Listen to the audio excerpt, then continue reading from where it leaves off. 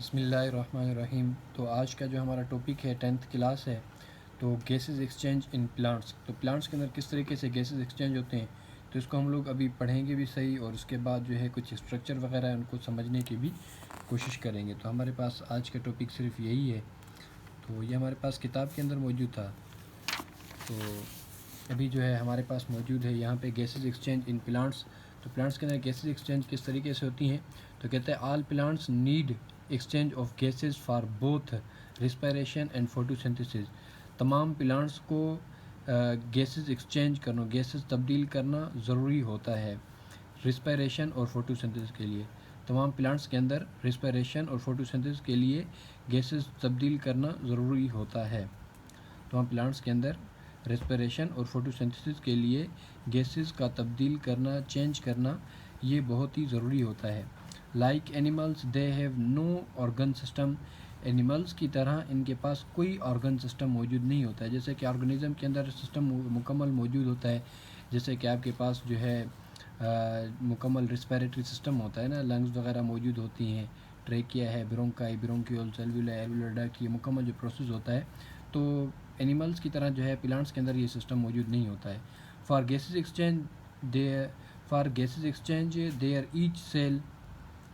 तो इनके अंदर जो गैसेस एक्सचेंज होती है ना, वो इनके हर सेल के अंदर, इनका हर सेल जो है गैसेस को एक्सचेंज कर रहा होता है। फॉर गैसेस एक्सचेंज, गैस को एक्सचेंज करने के लिए देयर ईच सेल, हर सेल जो है गैसेस को एक्सचेंज करता है, तब्दील करता है।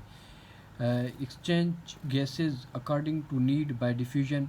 तो इनके अंदर जो गैसेस एक्सचेंज हो रही होती हैं, तब्दील हो रही होती हैं उनकी ज़रूरत के मुताबिक, यानी जितनी ज़रूरत होगी उसी के उतना ही जो है गैसेस तब्दील होंगी, और डिफ्यूजन के अमल से होंगी। डिफ्यूजन का अमल क्या होता है कि यानी हाई कंसंट्रेशन से लो कंसंट्रेशन की तरफ चीज़ों का जाना।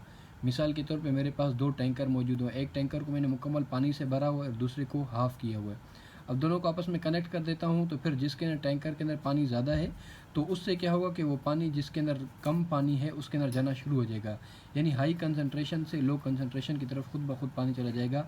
तो ये जो प्रोसेस है हाई कंसंट्रेशन से लो कंसंट्रेशन की तरफ जो जा रहा है पानी, ये डिफ्यूजन का अमल कहलाता है। तो इसके अंदर भी यही होता है कि अगर ऑक्सीजन जो है बाहर ज़्यादा है, प्लांट्स के अंदर कम है, तो खुद ब खुद प्लांट्स के अंदर ऑक्सीजन जाना शुरू हो जाता है। Process of respiration occur day and night. जो रिस्पायरेशन का अमल है ये दिन और रात चलता रहता है। Photosynthesis occur day time in chlorophyll containing cell. जो फोटोसिंथेसिस का अमल होता है वो जो है क्लोरोफिल वाले सेल के अंदर, यानी ऐसे सेल जिनके क्लोरोफिल मौजूद होता है उन्हीं के अंदर ही आपके पास फोटोसिंथेसिस का प्रोसेस चलता है। तो हमारे पास स्ट्रक्चर ऑफ लीफ है, पत्ते का स्ट्रक्चर है। तो इसके अंदर क्या होता है कि जो ऊपर की तरफ जो लेयर होती है पत्ते की, उसको वैक्सी क्यूटिकल कहते हैं। तो इसके अंदर छोटे छोटे सुराख मौजूद होते हैं जिनको स्टोमेटा कहते हैं। अब जो स्टोमेटा होता है इसके पास दो सेल मौजूद होते हैं जिनको गार्ड सेल कहते हैं। और जो है लीफ के अंदर जो ऊपर वाली जो लेयर मौजूद होती है, इस लेयर को अपर एपिडर्मिस कहते हैं। और फिर जो नीचे वाली लेयर मौजूद होती है, इस लेयर को जो है लोअर एपिडर्मिस कहते हैं। यहाँ पे भी आपके पास उसके लास्ट में वैक्सी क्यूटिकल मौजूद होती हैं। तो अब यहाँ से लेके जो बीच वाला हिस्सा है इसको मेसोफिल कहते हैं। इनको फोटोसिंथेटिक सेल भी कहते हैं, यानी इसके अंदर दो किस्म के सेल मौजूद होती हैं।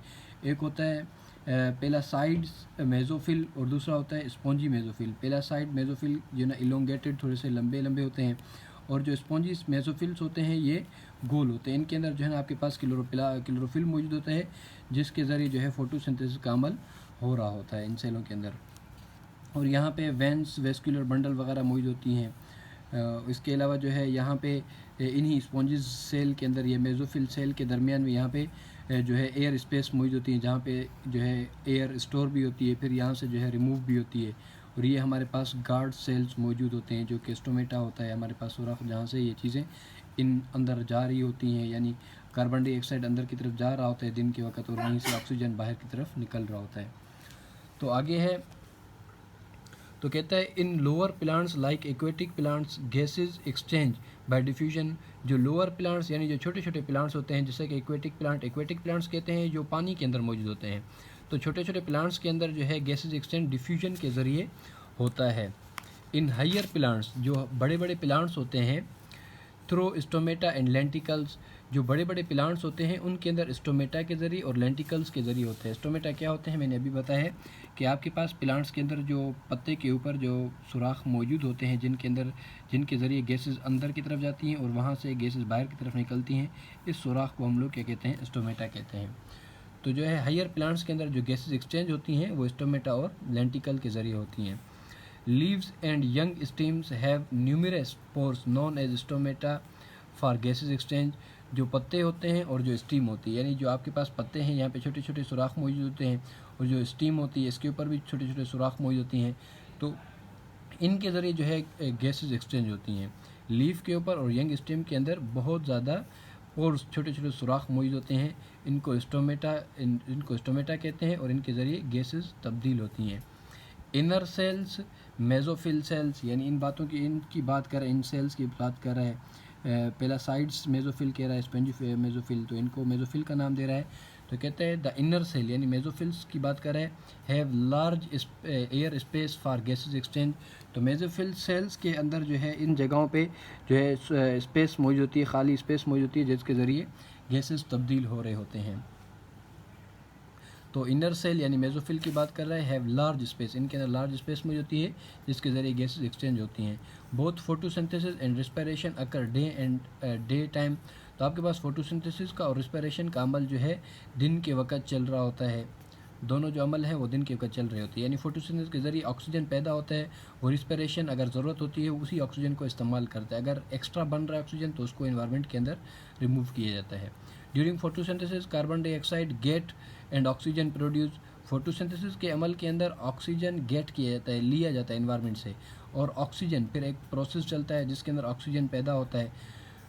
इन respiration use oxygen and produce carbon dioxide. फिर रिस्पिरेशन के अंदर क्या होता है कि ऑक्सीजन जो पैदा होता है फिर रिस्पिरेशन इसको इस्तेमाल करता है और फिर ये कार्बन डाइऑक्साइड को पैदा करता है। अब जो कार्बन डाइऑक्साइड पैदा हुआ है तो वो फोटोसिंथेसिस के अमल के अंदर इस्तेमाल होगा, अगर एक्स्ट्रा होगा तो फिर इसको भी इन्वायरमेंट के अंदर रिमूव कर देगा। तो फोटोसिंथेसिस के अंदर ऑक्सीजन पैदा होता है, रिस्पिरेशन के अमल के अंदर उसी ऑक्सीजन को इस्तेमाल किया जाता है। रिस्पिरेशन के अंदर कार्बन डाइऑक्साइड पैदा होता है और उसी कार्बन डाइऑक्साइड को फोटोसिंथेसिस का अमल इस्तेमाल करता है। जितनी ज़रूरत होगी उतना इस्तेमाल करेगा, अगर एक्स्ट्रा होगा तो फिर उसको इन्वायरमेंट के अंदर रिमूव कर देगा।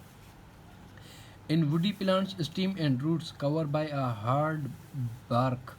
तो आपके पास जो वुडी प्लांट्स होते हैं, बड़े बड़े प्लांट्स होते हैं, उनका आप बाहर वाला स्ट्रक्चर देखें ना, वो हार्ड होता है यानी डेड होता है, यानी बिल्कुल सूखा हुआ होता है। They contain lenticels for gases exchange. तो उनके अंदर जो है लेंटिकल्स मौजूद होते हैं, उधर जो सुराख मौजूद होते हैं उनको लेंटिकल्स कहते हैं, तो उनके ज़रिए जो है उसके अंदर गैसेस तब्दील होती हैं।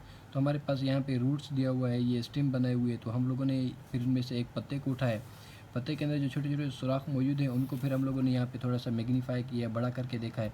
तो इसके अंदर हम लोगों ने देखा अब ये जो बीच वाला सुराख है इसको कहते हैं स्टोमेटा कहते हैं। अब इसके जो साथ जो सेल मौजूद हैं इन दोनों सेल को गार्ड सेल कहते हैं। अब इन गार्ड सेल के अंदर भी हमारे पास न्यूक्लियस मौजूद होता है। तो ये हमारे पास सरफेस व्यू, यानी हम लोगों ने पत्ते का सरफेस व्यू यानी ऊपर वाला हिस्सा देखा है। थैंक यू, अल्लाह हाफ़िज़।